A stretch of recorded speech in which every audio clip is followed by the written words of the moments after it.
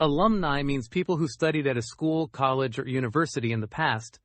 In simple words, alumni equals former students. Singular and plural form, very important. Alumnus equals one male former student.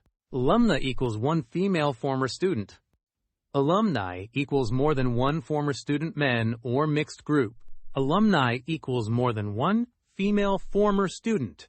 For daily use, alumni is commonly used for everyone. Very easy examples. She is an alumna of this college.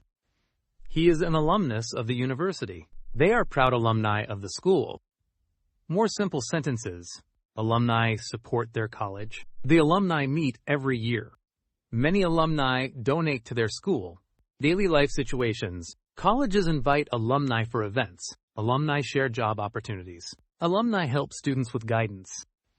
Student-friendly sentence. Our school alumni visited us today. Important point to remember.